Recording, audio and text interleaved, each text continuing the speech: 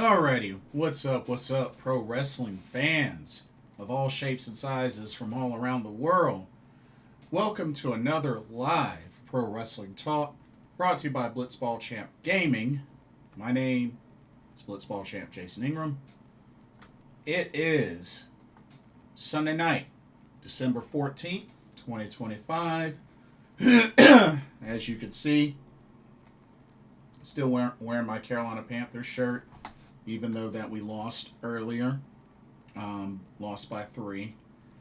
But this will be a much more happier stream because we're going to talk some pro wrestling goodness. So a couple of things. Pro wrestling tournament stuff. I'm going to do a quick recap of the current standings of the AEW Continental Classic 2025. And then I'm going to talk about the epic conclusion of the New Japan World Tag League 2025. And then going to get into some reviews and previews. So I got 1 review and 2 previews. And then I'm also going to finish off by giving my honest take on the John Cena retirement match finish. I'm going to give my honest opinion on that because I know some folks have asked me, so I wanted to give my personal take on it. But anyway, and excuse me, I'm still kind of dealing with a sore throat, so I do apologize in advance. Sorry about that. But we're going to get through this.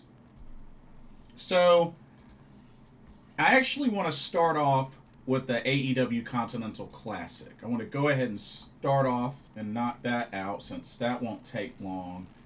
Gonna go over the current standings of that. So, here, 1 second. Alright.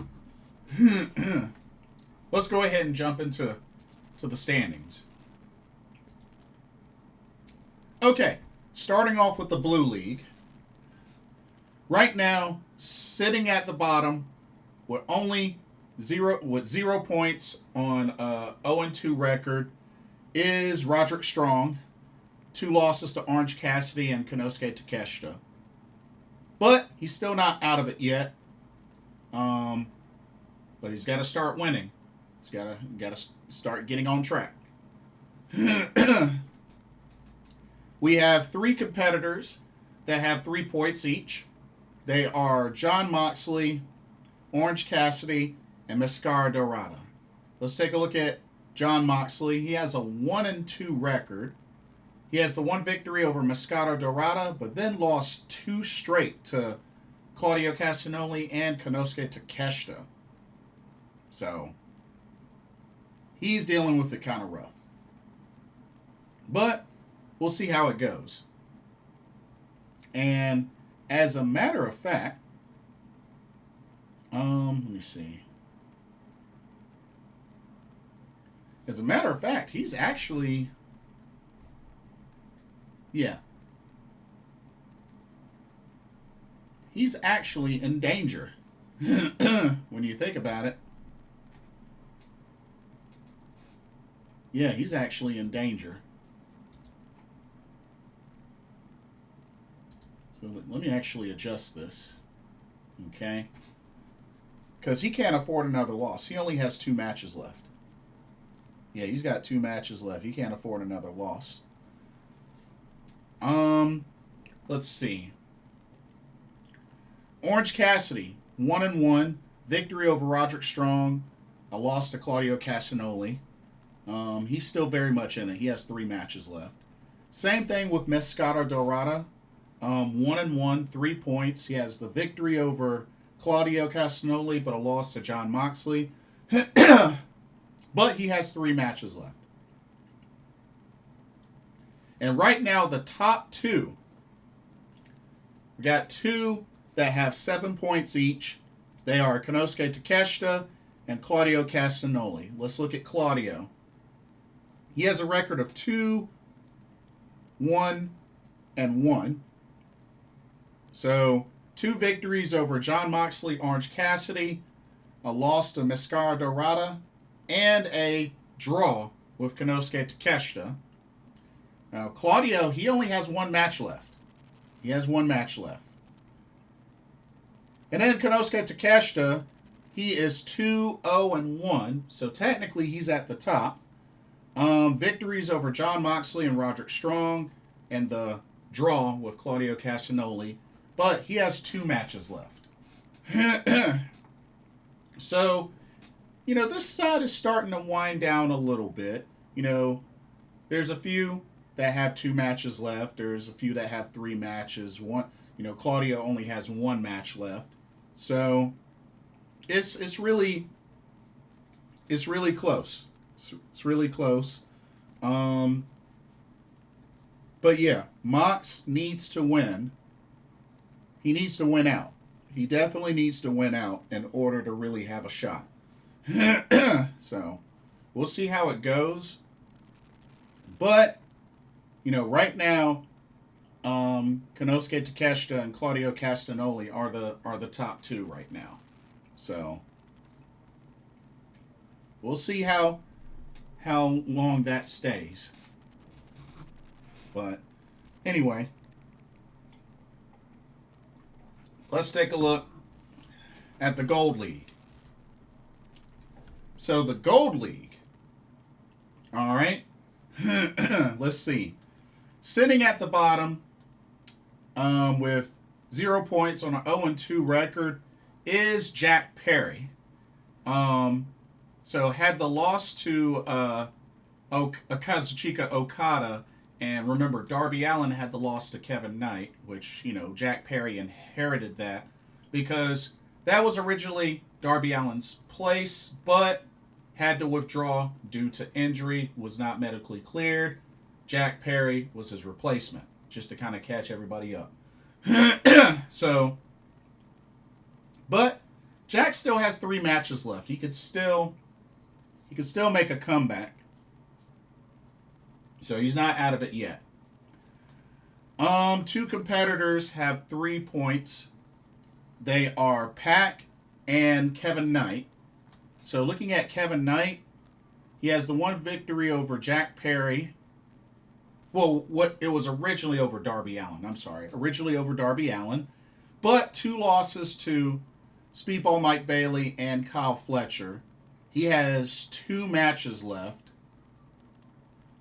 He's still in it, though. He's still definitely in it. Let's see. You have Pac, who right now is 1-1. He's got a victory over Speedball Mike Bailey, but a loss to Kazuchika Okada. He's got 3 matches left. Okay. And then we got 3 competitors. 3-way tie, each 2-1, 6 points. There's Speedball Mike Bailey, Kyle Fletcher, and Kazuchika Okada. So Speedball Mike Bailey, 2 victories over Jack Perry and Kyle Fletcher, but the 1 loss to Pac. Got 2 matches left. The Protostar Kyle Fletcher, 2 victories over Kevin Knight and Kazuchika Okada, but a loss to Speedball Mike Bailey. He's got 2 matches left. And the Rainmaker, the current AEW Unified Champion, which includes the Continental Championship. 2-1, victories over Jack Perry, Pac, but a loss to Kyle Fletcher. And he's got 2 matches left. So, a couple of competitors have 2 matches left. The rest have 3 matches left. So, it's still pretty close.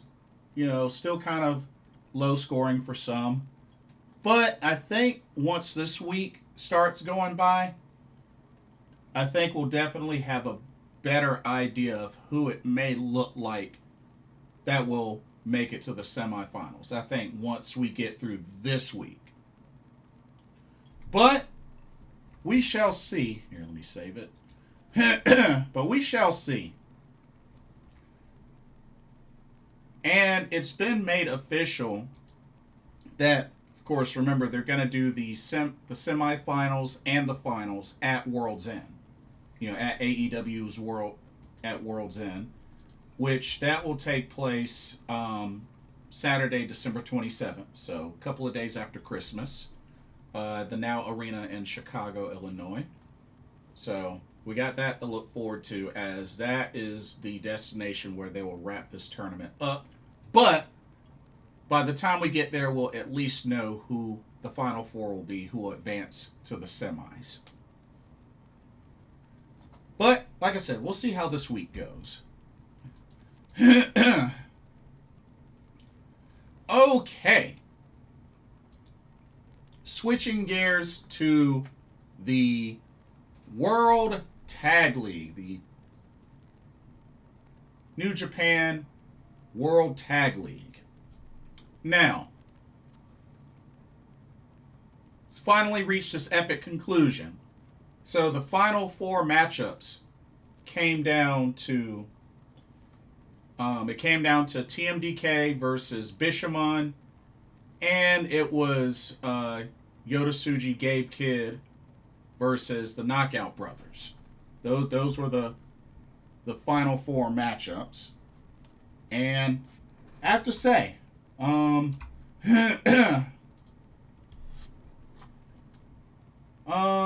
Money, welcome to the stream. Bro, never apologize for being late. Nah. That's why this is archived. So you're good. You're good. No worries. No worries at all. But yeah, so on December 10th was TMDK versus Bishamon. Definitely hard fought match between both teams. Really could have gone either way, but Zack Sabre Jr., well, in a familiar fashion, got the pin on Hiroki Goto to secure the win for TMDK. Match went over 24 minutes, so it definitely went the distance.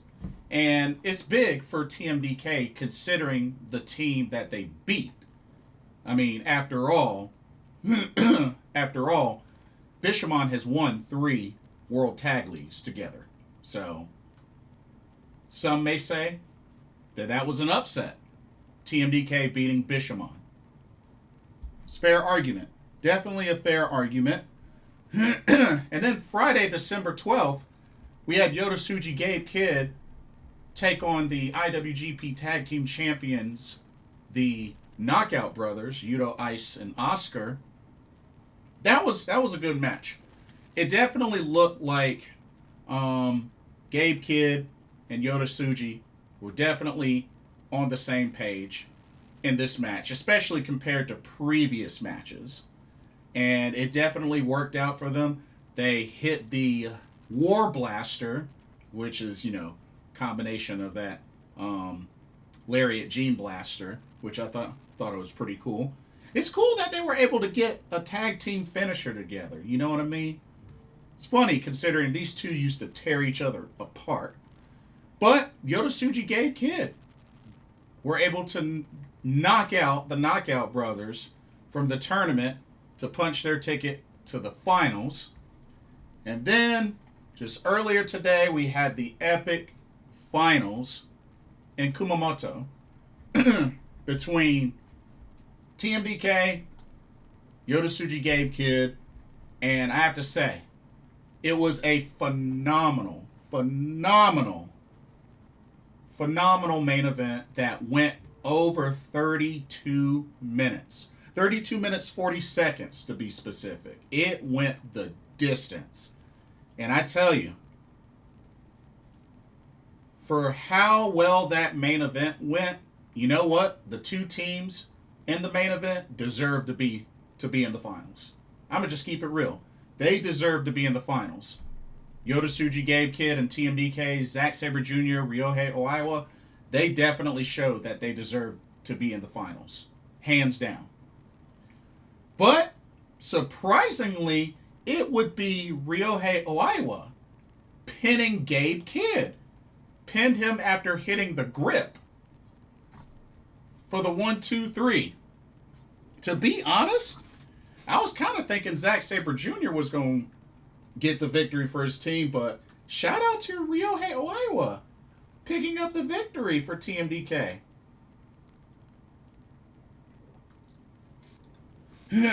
But just like that, TMDK wins the World Tag League 2025. And you know something? What's really interesting, I believe this now makes it so that Zack Sabre Jr. has now won. So that means he's won a New Japan Cup. He's won a World Tag League. I think isn't this a second World Tag League victory? I thought he's won one of these before. Didn't he win one of these as Dangerous Tekkers? Or am I missing something? Him and Taichi. Or am I missing something? But he's won a G1 Climax, a New Japan Cup, and a World Tag League. That's crazy. That is crazy. I mean, just wow. Wow.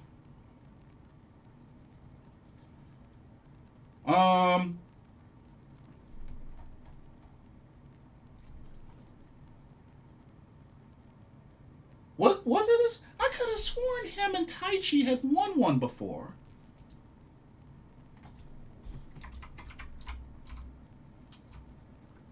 Actually, now that I think about it, they've been tag champs before. They've never won a tag league. Okay. But they have been tag champs before. Okay. That's what I thought. Okay. Fair enough. Okay. So yeah.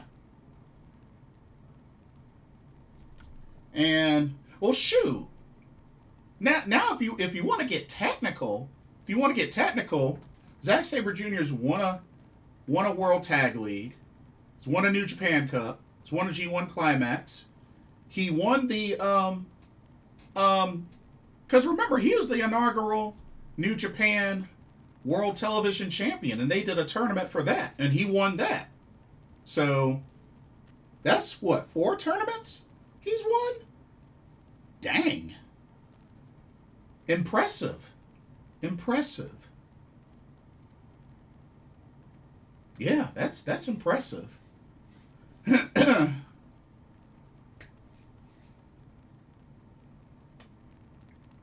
And then, let's see, TMDK has won G1, New Japan, Super Junior Tag League, World Tag League.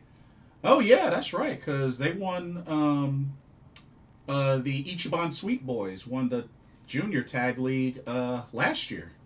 Yep, they sure did.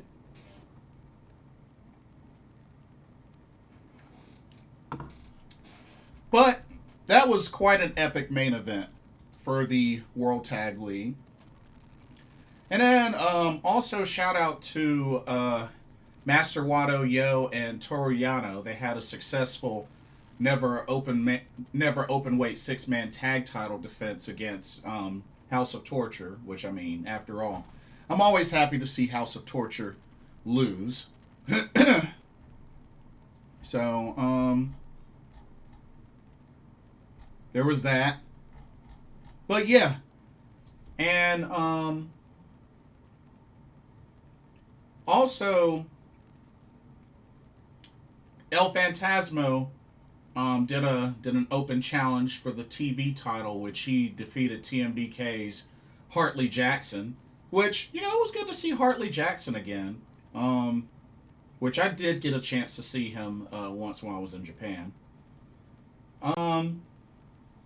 Blood Money says, oh yeah, Best of Super Juniors. Yeah, Kosei Fujita. I believe that was the same year. If I remember correctly, yeah, that was the same year.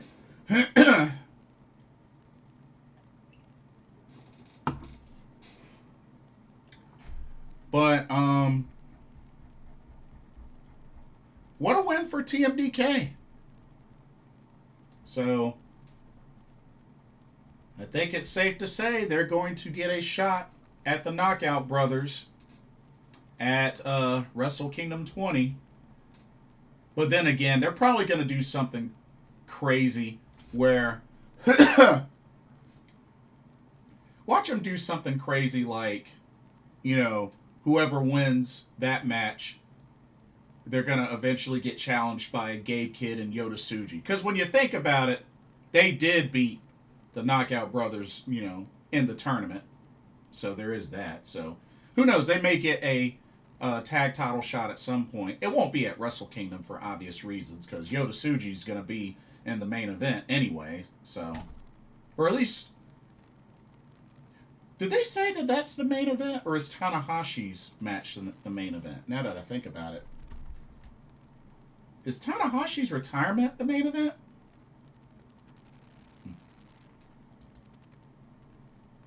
I'm actually curious. Because that might be the main event. But I'm not. No, actually, no. The double title match is the main event. Okay, yeah, the double title match is the main event. Okay. Blood Mini says I heard the article that TMDK wants to challenge for the tag titles at New Year Dash. Interesting. Interesting.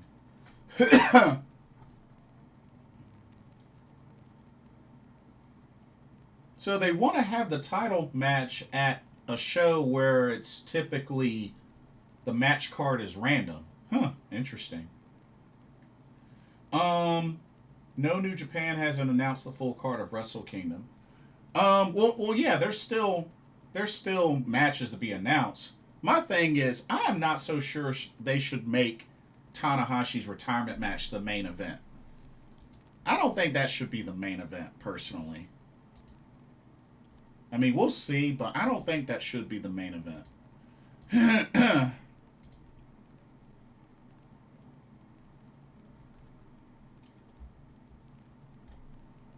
Let's see. Oh, 1 second.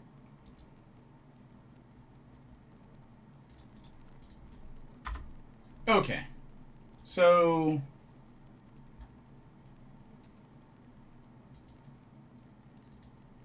yeah, I'm hoping at some point very soon they'll announce the full card. It'll probably be in another week or so. Maybe later this week, hopefully, but we'll see. I would think it would have to be sometime before the end of this week, being that, you know, the tournaments are over. So, but we'll see. But yeah, once again, congratulations to TMDK, Zack Sabre Jr., Ryohei Oiwa on winning the World Tag League 2025. Congrats to them. Okay. Let's get into a review. So, let me pull out these graphics right quick. 1 second. Okay. Hold on.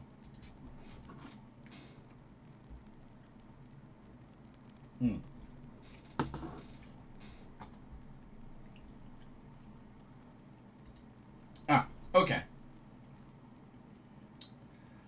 So, TJPW Live in Bangkok took place this past Friday. Or actually, no, technically Saturday. Saturday, December 13th. This was at the Circus Studio in Bangkok, Thailand. They posted an attendance of 327. And this was actually a Wrestle Universe pay-per-view. Yeah, it was a Wrestle Universe pay-per-view. Only had 5 matches on the card. But let's go ahead and get into the review. First off, First match. All right, we had a singles match between one half of the International Princess Tag Team Champions, the Casual Beauty, Yuki Kamifuku, taking on Uta Takami. Well, Uta tried her best. She definitely tried her best, but let's keep it real. She wasn't going to beat Kamiyu. But hey, she locked in the koala clutch twice. And, you know, especially considering Kamiyu is much taller than Uta. But, you know, she hung in there. Match lasted 7 minutes, 57 seconds, so almost 8 minutes. But Uta put up a pretty decent fight, as best as she could. But let's keep it real. There was no way she was beating Kamiyu. And after the second koala clutch attempt failed, Kamiyu finished it off, hit the famouser, pinned her for the 1-2-3. Yuki Kamifuku, the Casual Beauty, picks up the win in the opening contest. So, not too bad there. Uta made a good effort. All right, let's take a look at the next match. All right, tag team action. As we had Daisy Monkey in the house at the Circus Studio. Yeah, that's Suzume and International Princess Champion Arisu Endo as Daisy Monkey, taking on the team of Shino Suzuki and Yuki Arai. You know what? I have to say, Shino Suzuki looked pretty good in this match. I felt like she definitely did quite a lot in this match to try to combat the powerful Daisy Monkey. I mean, Daisy Monkey, one of the current best tag teams in TJPW. Match lasted a little over 11 minutes, so it had a decent amount of time. But yeah, Shino Suzuki, Yuki Arai is an interesting combination, but put up a decent fight, especially throughout the times when Yuki Arai finally got into the ring. But yeah, put up a good fight, but let's keep it real. They weren't beating no Daisy Monkey, because Daisy Monkey's that team. They're that team. But it would take a ring a bell from Suzume to Shino Suzuki to put her away. Got the pin, 1-2-3.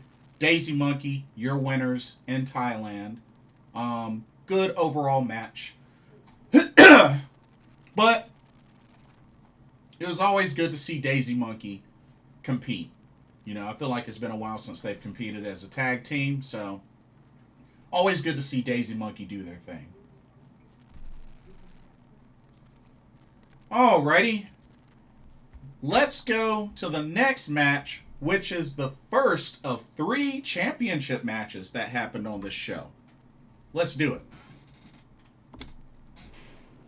Alrighty, we had the MLW World Women's Featherweight Championship on the line. As the champion, the big kaiju, Shoko Nakajima, defended against Alexis Lee. And Alexis Lee did not waste time to get on the preemptive strike of the big kaiju. I mean, you kind of have to do that. And she got in her offense quite early. Match lasted a little over 9 minutes, but you got to give it up to Alexis Lee. She pulled off all the stops she could to combat and take out the big kaiju, even using her own championship against her. She tried. She definitely tried. You know, she busted out the heel tactics, but it would not be enough to put away the big kaiju. She's too big, too strong. And it took a diving senton to put away Alexis Lee. Pin 1-2-3. Shoko Nakajima, your winner, retains the MLW World Women's Featherweight Championship. And a nice sign of sportsmanship. Even a handshake after the match. Despite all the heel tactics from Alexis Lee, handshake after the match. Good sportsmanship. But then again, you usually don't see a lot of heel tactics in TJPW. You know what I mean? At least not since Saki-sama. But good match. Good match. Alexis Lee put up a good fight. All right. Let's go to our next championship match. Alrighty, we had the IWA Japan Setup World Tag Team Championships on the line. As the champions, the Pink Striker Miyu Yamashita and Kaya Toribami taking on the team of Palm Harajuku and Raku. First off, I have to say shout out to Palm Harajuku busting out the Muay Thai gear, with the gloves and the little ring hat and the trunks. This was a very entertaining match. And of course, it's expected whenever you have Palm, Harajuku, and Raku in the match. Of course, you can expect that there will be good comedy spots, and this did not disappoint. Match also had a good amount of time. Went almost 14 and a half minutes. And you know what? I have to say, Palm and Raku were very formidable opponents for this match. And, they put up a good fight. They put up a really good fight. More and more, though, even though Kaya Toribami Miyu Yamashita doesn't really compare to, say, 1-2 million, I'm really liking this combo of Miyu and Kaya. It's working. It's definitely working. But when it was all said and done, a skull kick took out Raku. Miyu with the pin, 1, 2, 3. Miyu Yamashita, Kaya Toribami, still your IWA Japan Setup World Tag Team Champions. But great, entertaining match overall. Blood Money says, oh God, Palm-chan. Palm Harajuku can be funny and annoying at the same time. Hey, that's what she's meant to be. Raku-chan, I'm okay with her. Well, the beginning of the match, definitely Raku started off with the comedy. But yeah, I like them both. I mean, that's their gimmick. They're comedy wrestlers, so it's to be expected. But I get how you feel.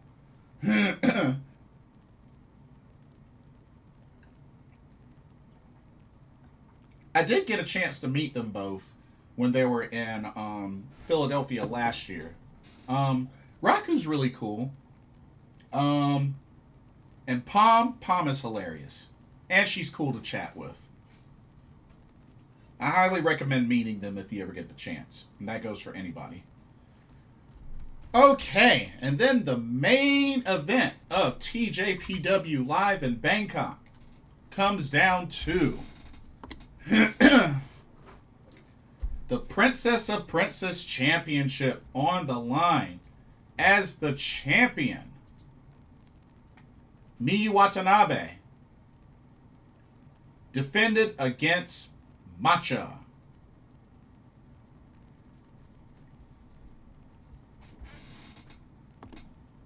It's been a while since I've seen Matcha compete. But I have to say, this was a pretty solid main event.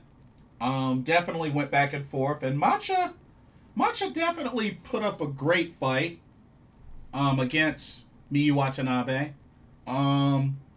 But I felt like once Miyu eventually got that giant swing, it was pretty much a wrap. But like I said, shout out to Matcha. She's the current Setup All Asia Women's Champion, which I believe she dethroned.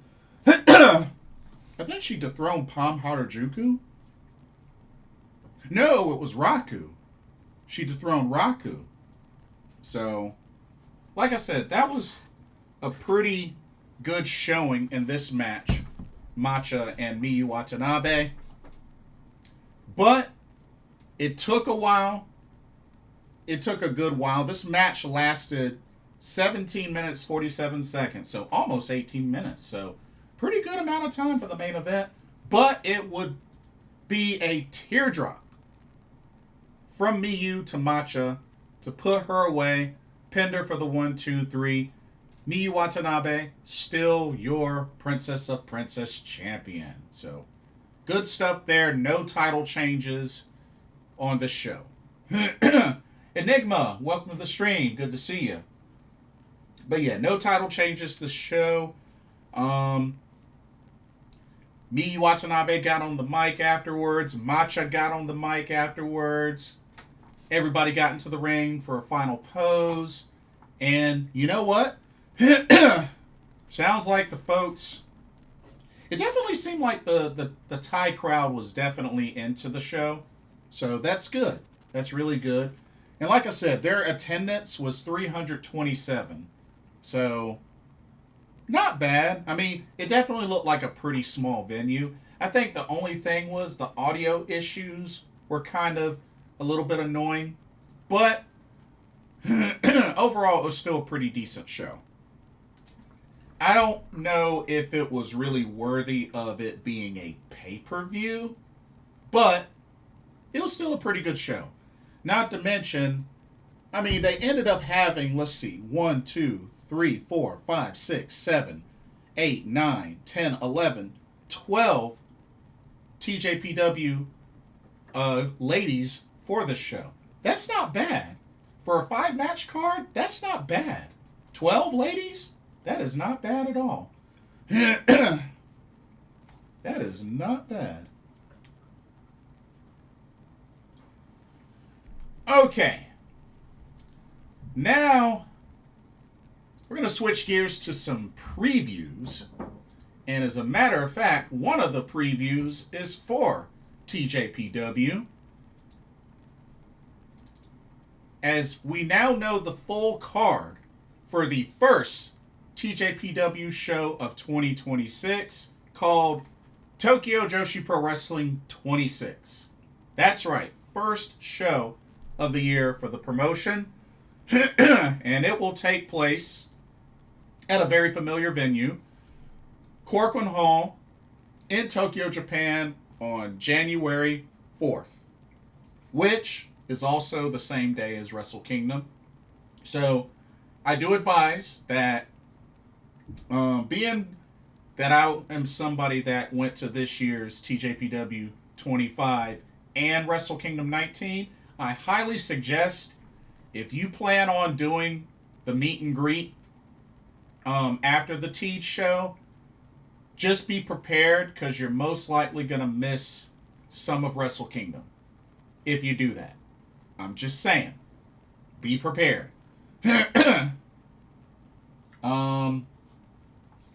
And the reason why I say that is because despite the fact that this is in Korakuen Hall and Wrestle Kingdom's in the Tokyo Dome, they actually did the meet and greet in a whole different location. So that's the only reason why I'm saying this. That's the only reason. So, just a FYI.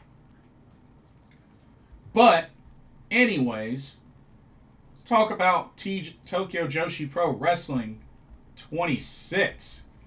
Excuse me. There it is. Alright, let's get into the card. So, up first. Who's first? Who's first? Here we go. First up. Alrighty. We got ourselves a tag team match that's going to feature 2 TJPW rookies debuting. This should be exciting.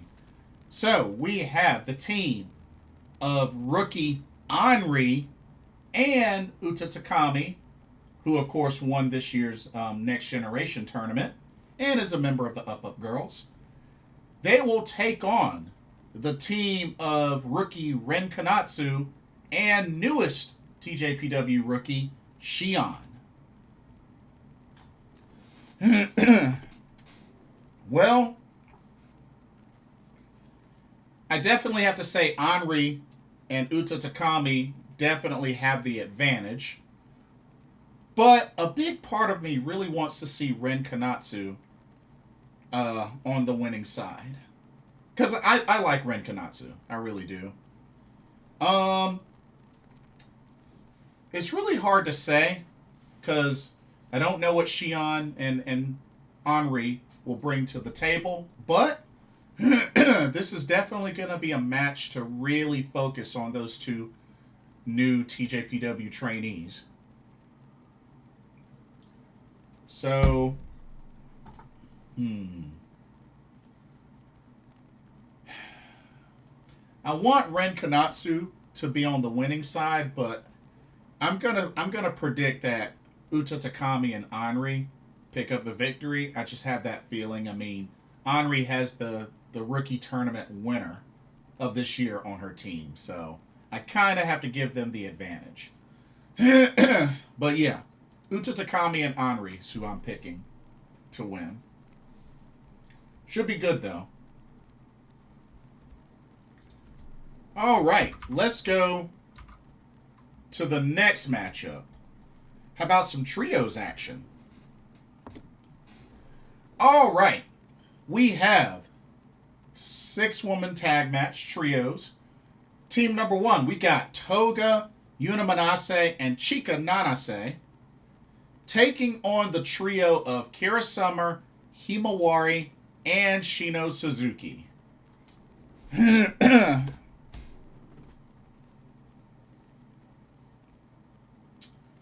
Oh, man.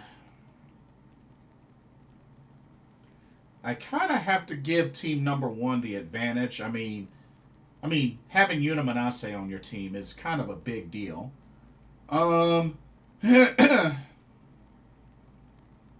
But, you know, Shino Suzuki, Himawari, Kira Summer are kind of on the up and coming, it seems. But I'm gonna have to go with Toga, Yuna Manase, and Chika Nanase to pick up the victory. Just because I think they have the advantage.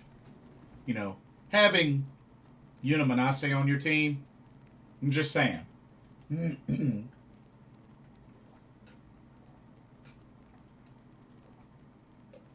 It's a big deal. So yeah, Toga, Yuna Manase, Chika Nanase for the win. All right, let's go to this next match. This next match is going to be interesting. All righty, we have a triple threat match, a 3-way match.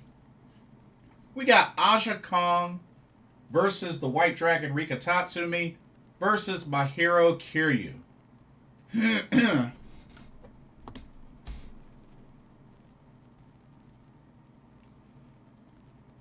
This is an interesting matchup, to be honest with you. This is a very interesting matchup.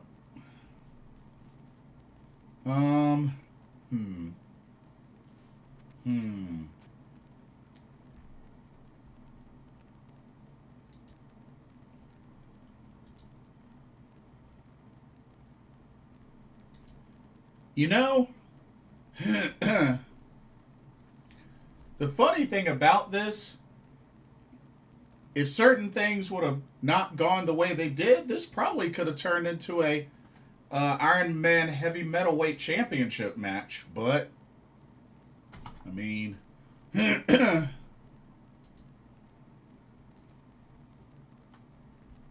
Rika nor Mahiro are the champion anymore. So, yeah.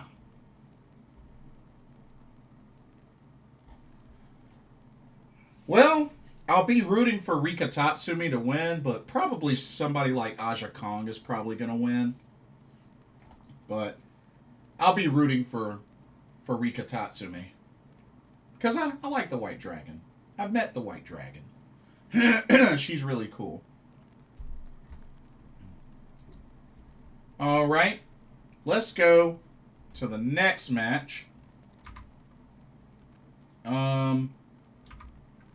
Wait. Oh, yeah. Next matchup. A match that typically happens each year at the beginning of the year.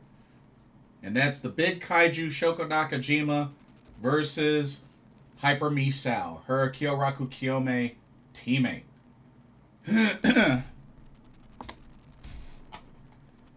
Well, now if I remember correctly, Shoko Nakajima won last time. So part of me feels like it would be kind of cool to see Hyper Misao win this time around. Or actually, no. Hyper Misao actually won the first this year. That's right. Hyper Misao, because it was a New Year's lumber snake or lumberjack snake match, and they had a whole bunch of stuff out there. So, well,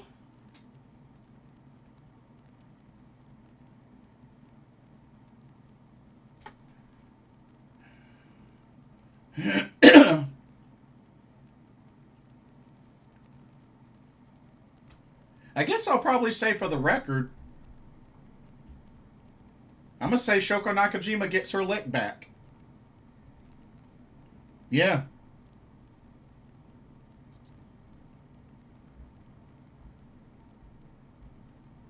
Let me see. Did they face each other in 2023?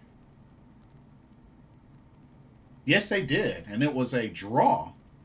It was a draw in 2023. What about 2022? Shoko won. So if they put it that way, okay. So if they put it that way, then I'm a say, because it's kind of been back and forth draw, I'm going to say Shoko Nakajima wins in 2026. I don't know if they do a special match. They might do a special match for 2026. What they might do is they might announce maybe Hyper Misao when she gets on the mic will make it a specific type of match. But we'll see. But I'm going to say Shoko Nakajima wins this time, since Hyper Misao won beginning of this year. So we'll see what happens. But that's what I'm going for. All right. Let's go to this next match. Here we go. Next match. Alrighty, we got a tag team match. We have the team of Miyu Yamashita, the Pink Striker, and Kaya Toribami, which they just successfully won their match in Bangkok. They're going to be going up against the team of J-Rod and Mifu Ashida.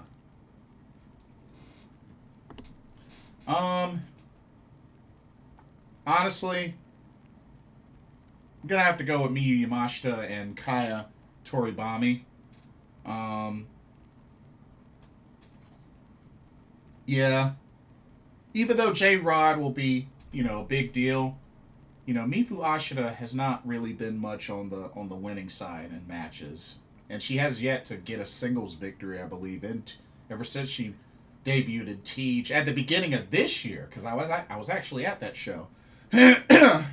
But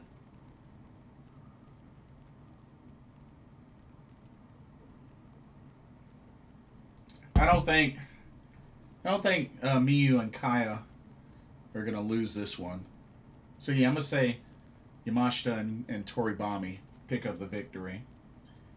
And yes, Blood Money, I did see that not too long before I went live that yes, Aja Kong is confirmed for Grand Princess 26. So that's, let's see, that's Aja Kong, Lei Ying Lee, Super Sasadanga Machine, Yuka Sakazaki, Sari. Man, it's shaping up to be really nice. It's shaping up very nicely. All right.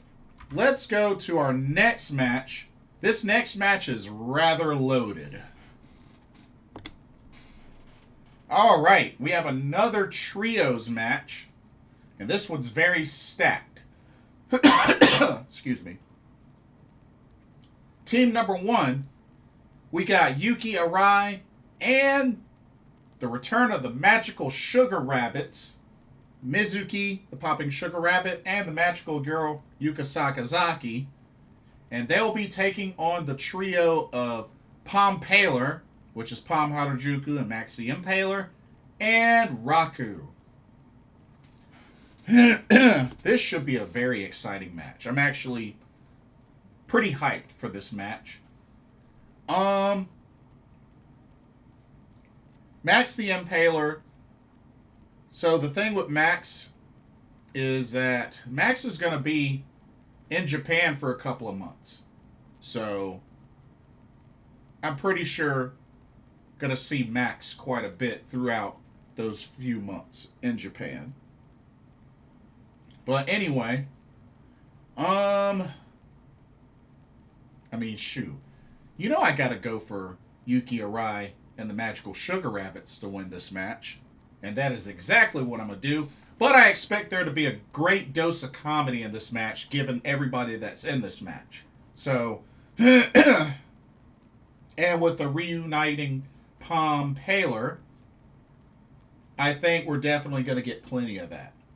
But I gotta go with Yuki, Arai, and the Magical Sugar Rabbits to win this match. Got to. All right. Who's ready for some championship matches? Ready for some championship matches? Because it's about to get interesting. Here we go. First title match. I still can't believe this is happening like this, but here we are. We have the International Princess Championship on the line. As the champion, Arisu Endo defends against Mirai. Mirai making her return to TJPW.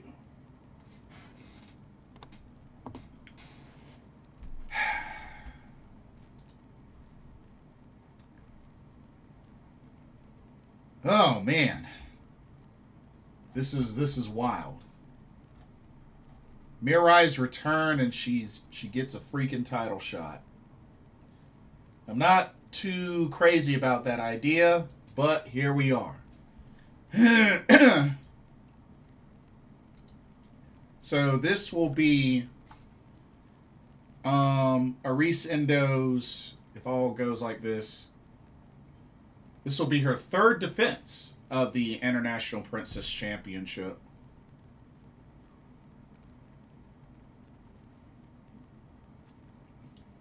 Here's the thing.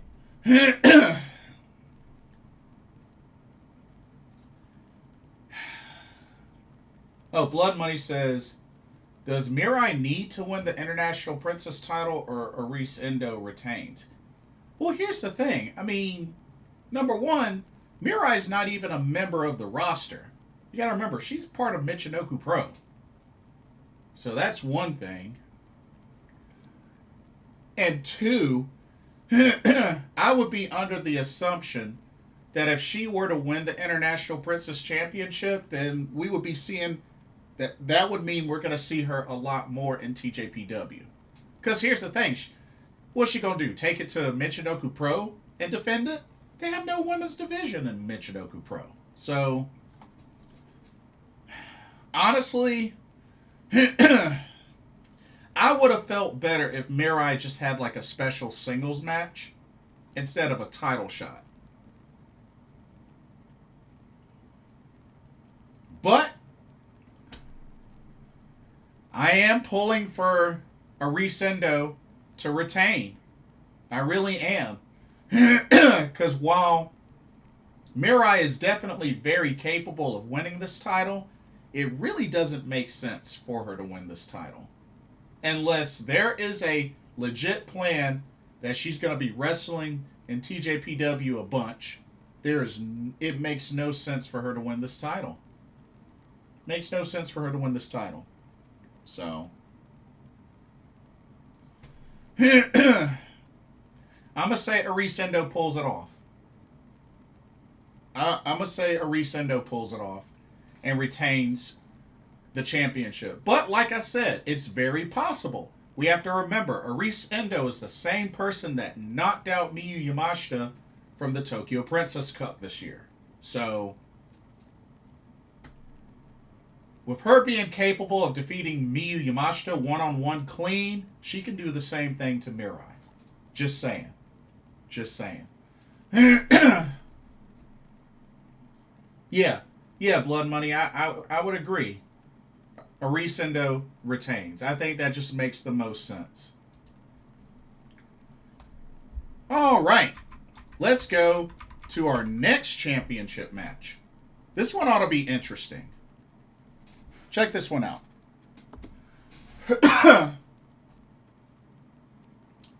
Okay. We have the Princess Tag Team Championships on the line. As the champions, Uber Eats, that's Yuki Kamifuku and Wakana Uehara, defending against the team of Haru Kazushiro and the Burning Venus, Yuki Aino. Big opportunity for Haru Kazushiro to win her first championship. Of course, we all know Yuki Aino is a former Princess Tag Team Champion. And I believe this I believe is Uber Eats' third defense, if I remember correctly.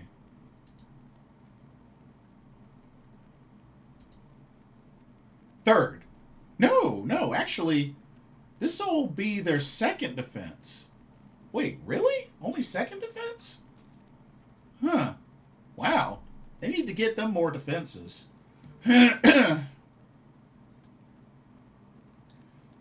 Oh, well.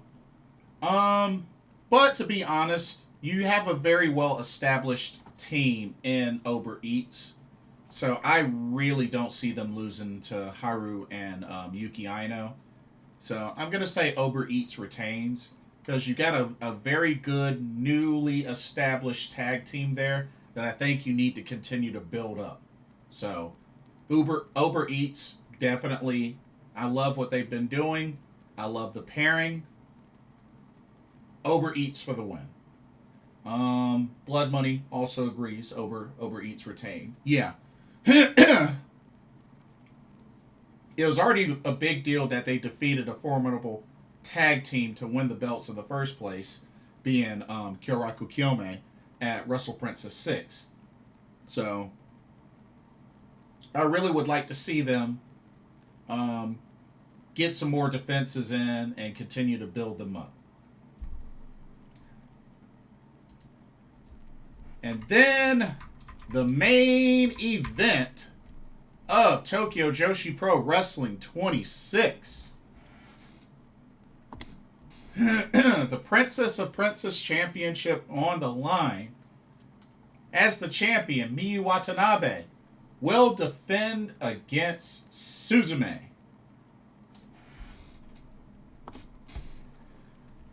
Now, could this be deja vu all over again? Think about it. Miyu Watanabe went into the first show of this year with this championship, and don't forget, she lost the title to Mizuki. Now, for Suzume, she went into this same show beginning of this year and dethroned Yuki Arai to win the International Princess Championship. Could this be deja vu all over again?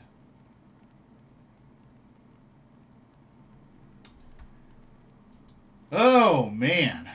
Well,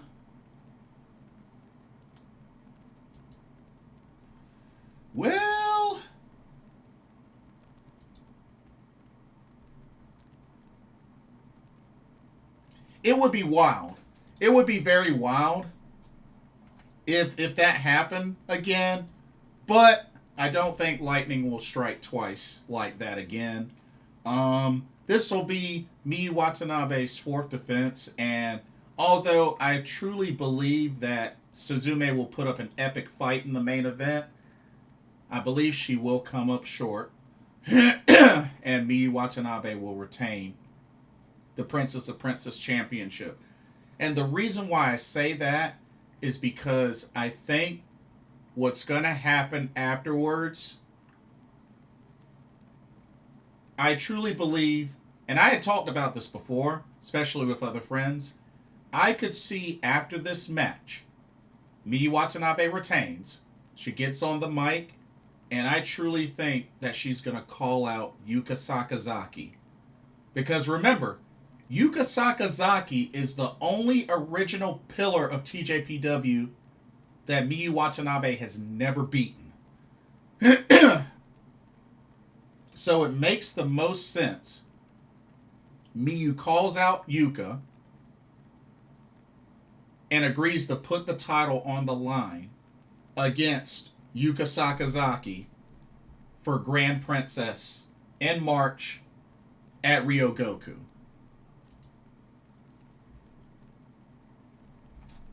Because remember, she is the only pillar that she has yet to beat. And it's a very strong opponent, being that Yuka Sakazaki is a former 3-time Princess of Princess champion. So, like I said, I think that's the setup that they're gonna go with. Watanabe retains. She calls out the magical girl. We get that match in the main event of Grand Princess 26. And yeah, Blood Money, yeah, you agree with me. Yeah, spot on. Miyu Watanabe retains the Princess of Princess title against Suzume, and she must call out Yuka. I think that's exactly what's going to happen. I think that's exactly what's going to happen, because it makes the most sense. You know, that's something that they need to go ahead and have Miyu finally accomplish. And that way, she will have beaten all 4 pillars. Because we already know. Who are the 4 pillars? Miyu Yamashita, Shoko Nakajima, Rika Tatsumi, Yuka Sakazaki. So,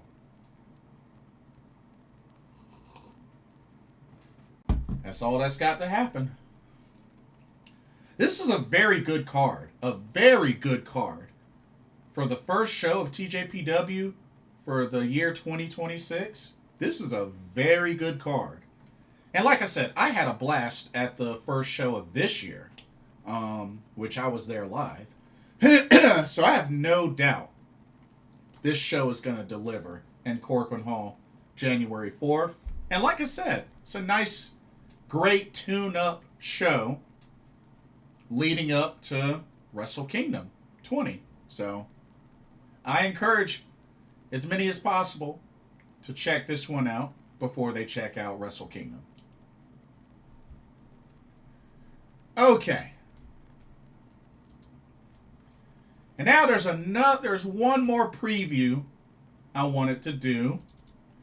And this is in regards to another show that I am looking forward to.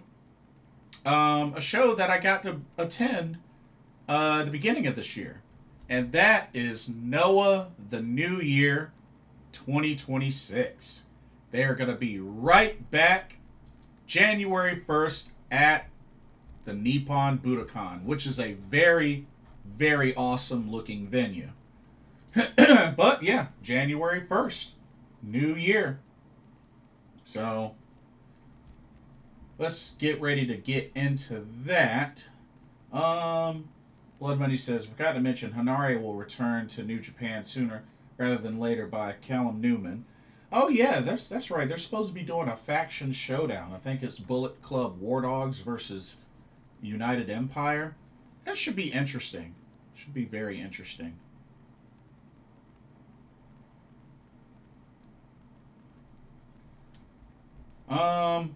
Let's see.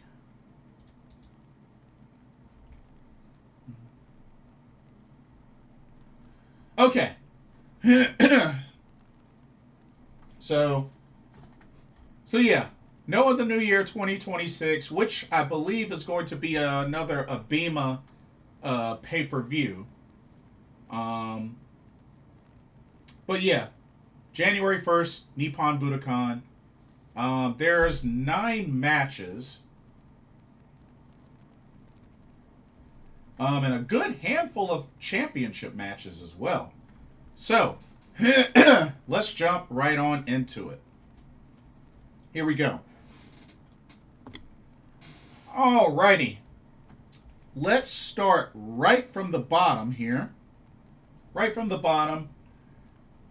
We have ourselves a GHC Junior Heavyweight Tag Team Championship match. It's a triple threat. So, the champions of Daga and Daiki Odashima, they're going to defend the titles against All Rebellion's Alejandro and Kai Fujimura, and the combination of Ita and Shuji Kondo.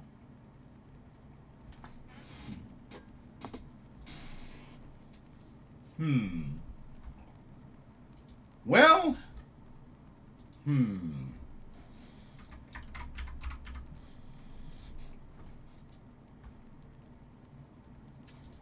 let me see what defense this is for them.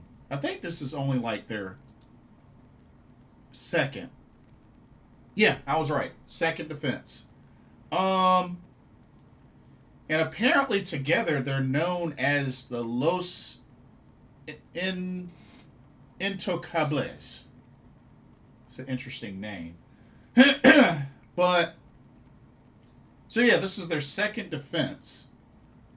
Which, I mean, it was pretty impressive how they won them in the first place. I mean, defeating Alpha Wolf and Dragonbane, that was a pretty big deal. To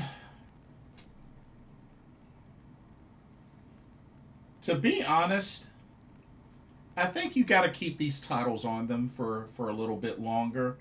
So I'm going to say Daiki, Odashima, and Daga retain. I think you got to keep the titles on them a little longer. They've only had one successful defense. I think they need to get a couple of more.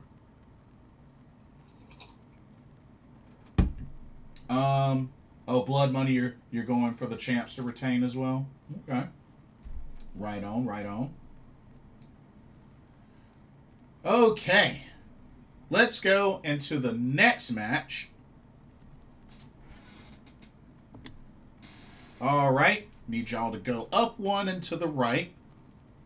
So we got ourselves an 8-man tag team match.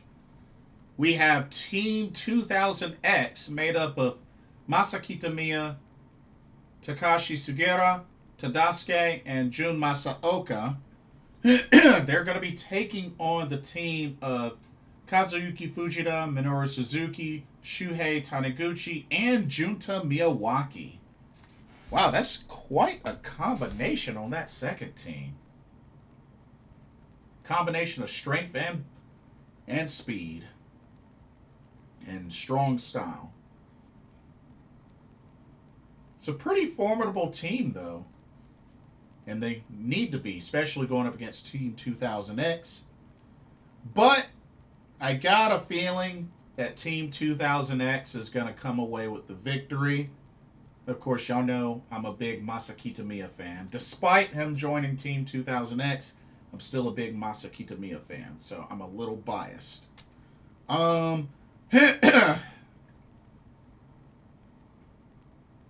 So yeah, I'm going to say Team 2000X wins. But yeah, that second team, very formidable. Blood Money. Oh, Blood Money, you're going for Team 2000X as well? Okay. Right on. All right. Let's go to our first championship match of the card. All right, let's shift over to the left here. We're going to have the Progress Atlas Championship on the line. As the champion, Will Cruz defends against Saxon Huxley. Not really surprising considering, you know, Progress and Pro Wrestling Noah do have a relationship together. I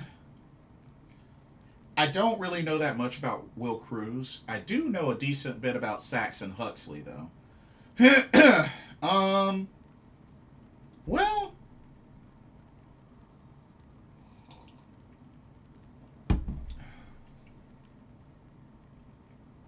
I mean, now that I think about it, let me look up this Will Cruz. Let me see how long he's had this belt.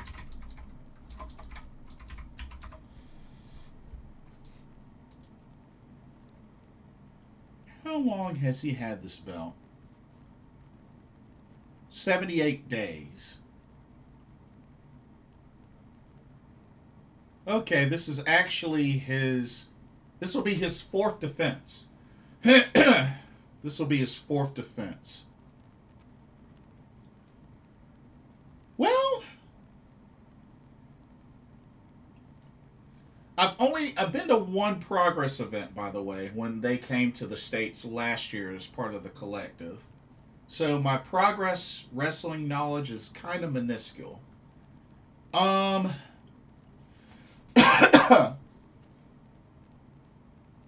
if I remember correctly, this is the same Progress Atlas title that Yoshiki Inamura won back when he was Yoichi. Because I remember I was there in Philly when he won the title. He didn't have it that long, but I was there in Philly when he won the title off of Ricky Knight Jr.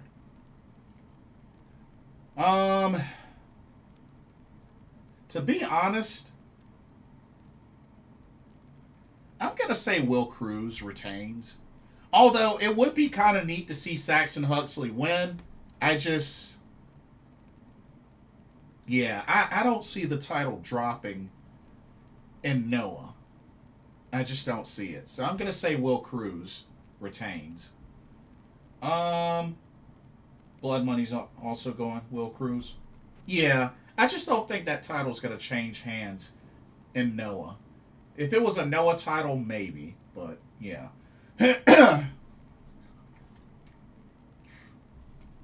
Alright. Let's go to the next matchup. Check this one out. Alright. Go up and to the right. So up and to the right, we have another 8-man tag team match. We have the team of Kenta, Ulka Sasaki, Tetsuya Endo, and Hayata versus the team of Muhammad Yone, Atsushi Kotoke, Hajime Ohara, and Hiroki.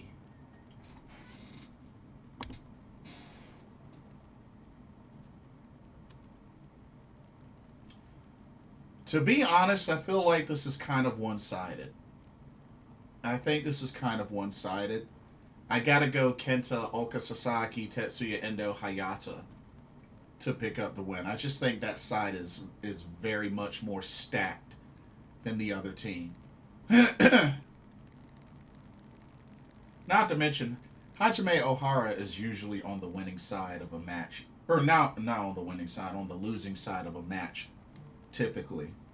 So, honestly, this is an easy pick for me. Kenta, Ulka Sasaki, Tetsuya Endo, Hayata for the win. That's my pick. It just seems kind of one-sided. But we'll see what happens. All right, let's go to our next match. This is going to be our next title match. And this one is a Noah title. So, shift over to the left. We're going to have the GHC National Championship on the line. As the champion, Dragon Bane will defend against his tag team partner, Alpha Wolf. Ooh. This will be quite a showdown. This will be quite a showdown. Well,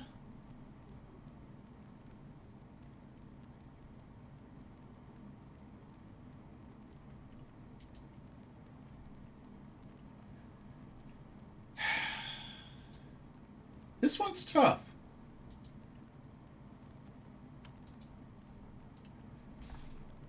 I mean, first off, shout out to Dragon Bane. The fact that he was able to defeat Galeno for the title, that was pretty big. I still kind of consider that an upset. But this will be Dragon Bane's first title defense.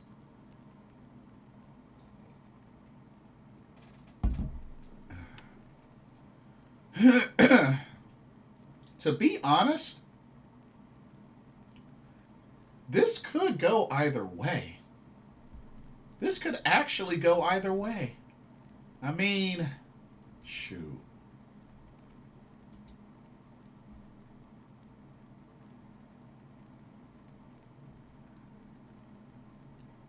I mean, well,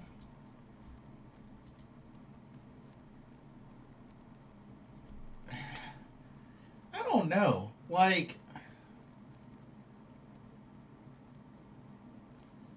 I might keep an open mind for this one, because I could actually see it going either way. I could see it going either way. This one's tough.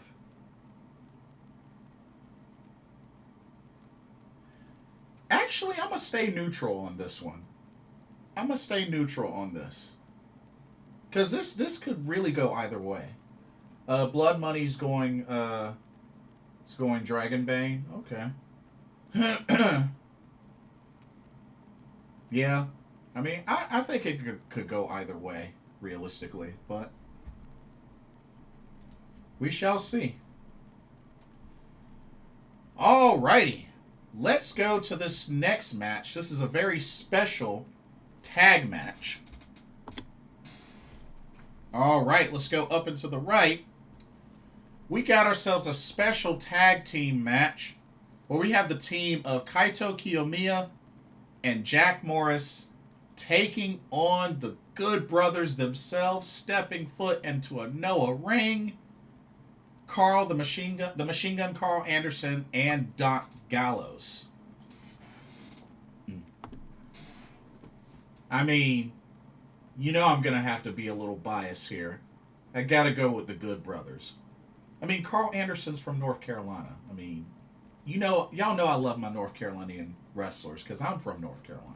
So I'm a little biased. But you know what? The combination of Jack Morris and Kaito Kiyomiya is a pretty strong combination. I mean, after all, you know, Jack Morris came very close to winning this year's N1 Victory Tournament. He came up short against Masaki Tamiya, so you still got a very formidable opponent tag team partner in Jack Morris. But I mean, you pretty much have the ace of Noah and Kaito Kiyomiya. I mean, that makes it difficult. But I think being that this is a very special tag match and being that they have the Good Brothers there, I think the Good Brothers get this. And I think we'll see quite a stint in Noah with the Good Brothers. I think this is a very possible thing that could happen. So therefore, they need to be built up. So that's why I'm going with the Good Brothers. Blood Money says Good Brothers win for sure. Well, I don't know about for sure, because, I mean, that's still a tough team they're going up against. But I do think they'll edge it out.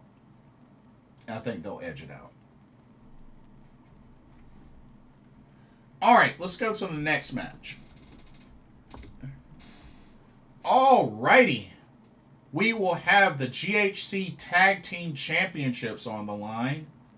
As the champions, Naomichi Marufuji and Keno will defend against Bushi and a mystery partner. which I'm pretty sure it's safe to say that it's Tetsuya Naito.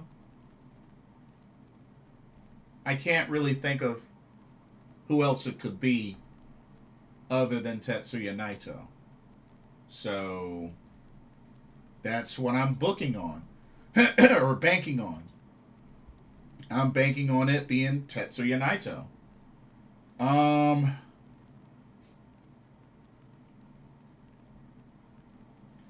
And I tell you right now, if it is indeed Tetsuya Naito, I think they're gonna end up winning the tag titles. If not, probably not.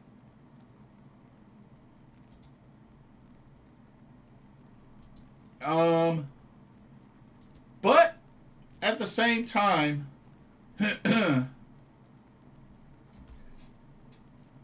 I mean, the thing is now Marufuji and Keno just recently won these tag titles off of Team 2000X. So I mean,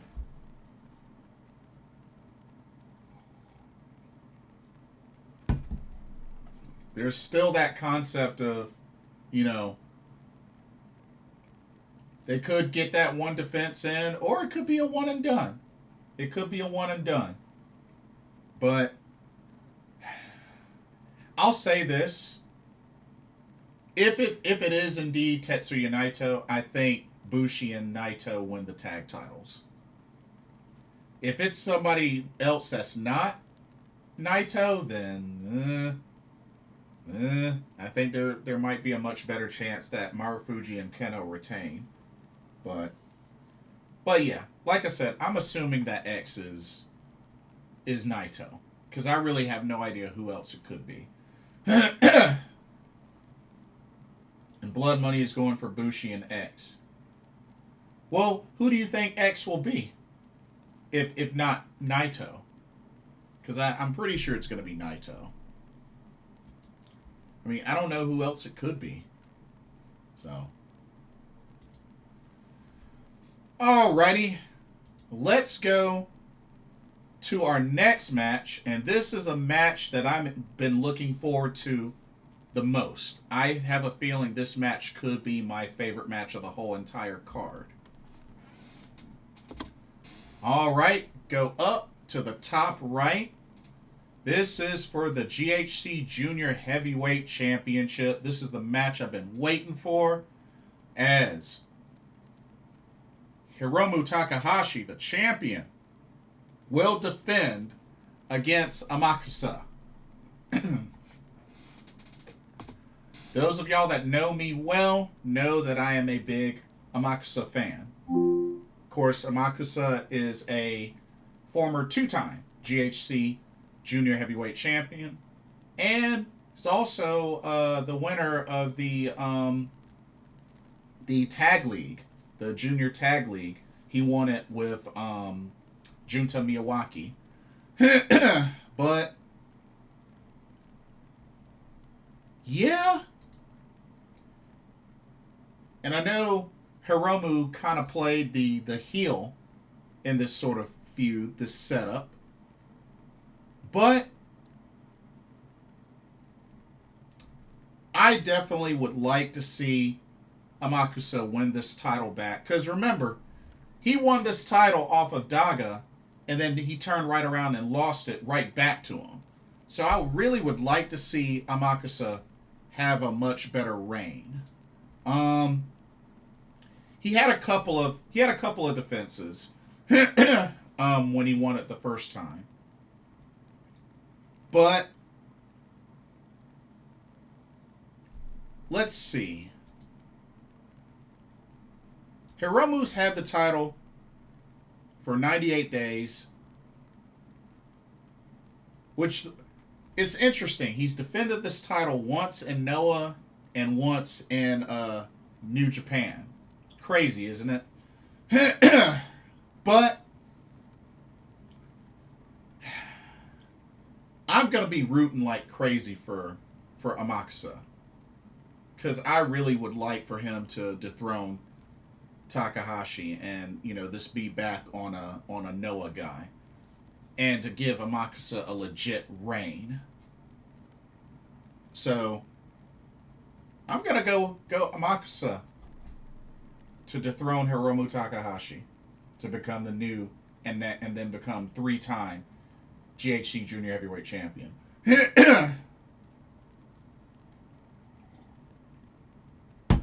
Blood Money says Hiromu retains for sure. Nah, no way. No way. No way. That title's going back on a Noah guy. But that's what I'm hoping will be the match of the card. And then the main event comes down to this. Top left is for the GHC Heavyweight Championship. The champion, Yoshiki Inamura, defends against, once a former champion in Ozawa. I don't know about y'all, but I'm really not that crazy about Ozawa. Maybe it's me, but I'm just not that crazy about Ozawa.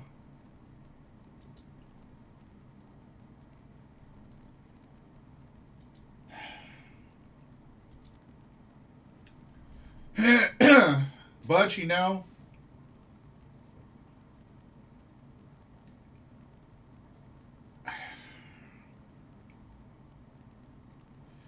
did have the title for a while when he did win it at Noah the New Year, because I was at that show when he dethroned Kaito Kiyomiya. I just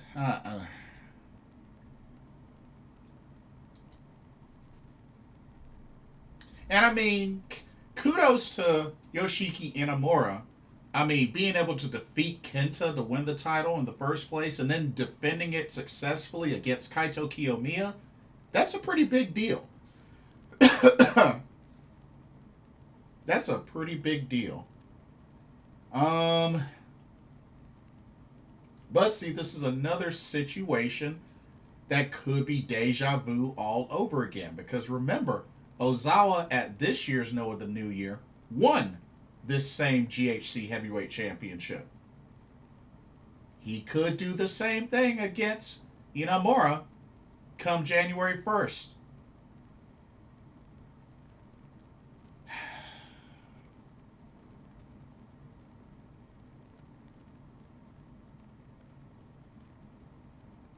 I just got a bad feeling that's going to happen again. I just got a bad feeling. But hopefully Inamura retains. But I got a bad feeling it's going to be a repeat of this year. And Ozawa's going to get that title back. That's what I'm thinking. But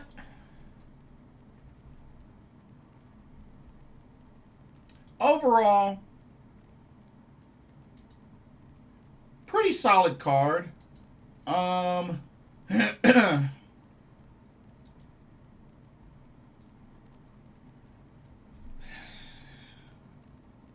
mean, would I say the card looks better than this year's Noah the New Year? That's hard to say. Because I really enjoyed this year's Noah the New Year. Especially considering got to see Shinsuke compete. Got to see Minobu Soya.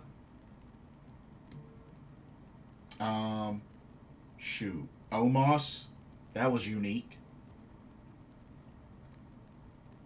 But, I mean, I think we're still going to get a good show out of this. Like I said, Hiromu and Amakusa, looking very forward to that. The Good Brothers and Noah, that should be good. So, still gonna enjoy it. Still gonna enjoy it. It's a bummer I can't be there this time, but still. I'll still order the pay-per-view. Blood Money says Mr. Smack Daddy retains the GHC Heavyweight Championship. I see what you did there. But yeah. Should be good.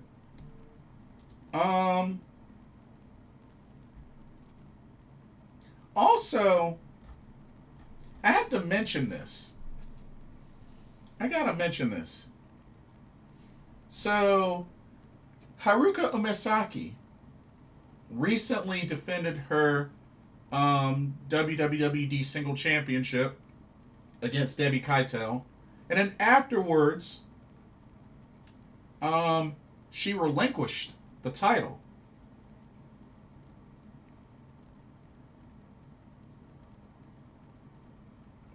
Why would you relinquish the top promotions championship? I don't really understand. And she did it to make a fresh start going into the new year. And I'm just like, what? Like, what? Who does that? Typically, you relinquish a title if you're dealing with injury or you're going to retire or if there's a bigger belt that you want to go for. But you're the top champion of the promotion and you relinquish the title? Like, I don't get that logic at all. I really don't. Just because you want to start off the new year on a fresh start, I really don't get that logic. But, whatever. Whatever. I just thought I'd mention that. But, yeah. I don't know. I just think it's kind of weird.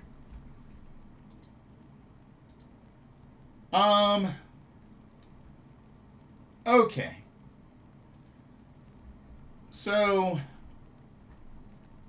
one more thing I wanted to talk about. The John Cena, excuse me, the John Cena retirement match.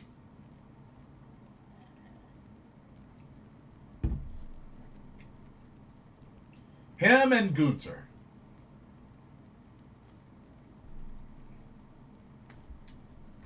Of course, we all know about the finish. Mr. Hustle, Loyalty, and Respect. Mr. Never Give Up. Ended up tapping out. Not only did he end up tapping out, but he did it with a smile on his face. Yeah.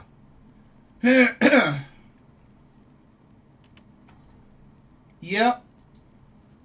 Did it with a smile on his face.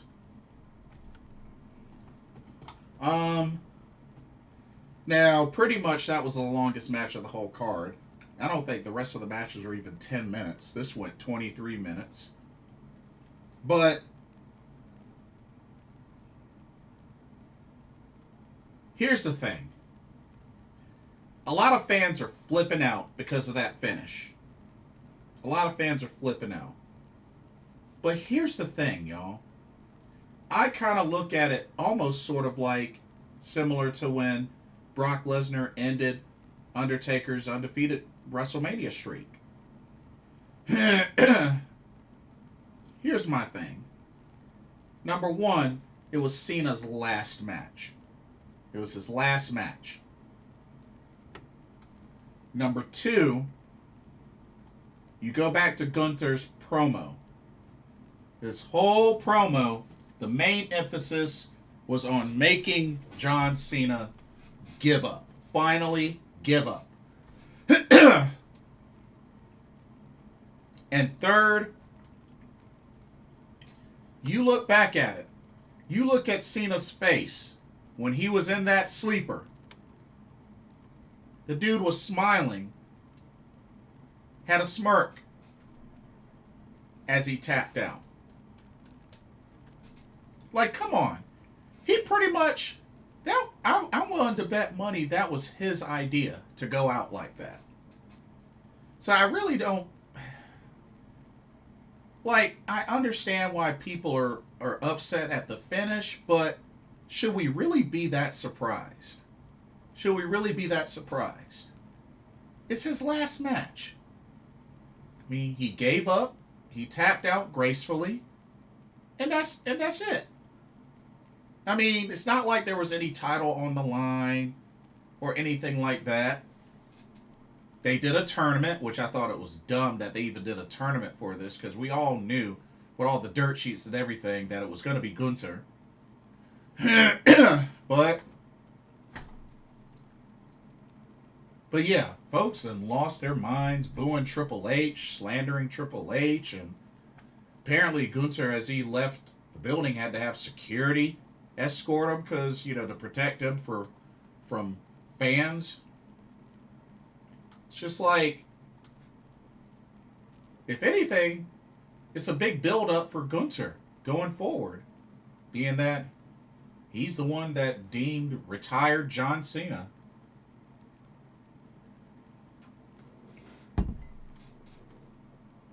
But overall, I'm not upset at the finish. I'm really not. I'm not surprised at all. I mean, out of all these years, it was his last match. And typically, and let's keep it real, typically the retirement match, usually the person retiring usually ends up losing to put the other person over. And that's all that this did. What's the issue? In all seriousness, what's the issue? I don't see a problem with it at all. I really don't. But that's just my honest thoughts. So it's whatever. But yeah, that's pretty much all that I have for this live stream. I know hopefully soon, I definitely, because it looks like Marvelous is going to be finishing up their card for their last show of the year in Corcoran Hall. That's December 28th. I do plan on checking that out. Hopefully we get more of an idea of the rest of the card for Stardom Dream Queendom, which the build-up for that has been pretty weak. It's been pretty weak.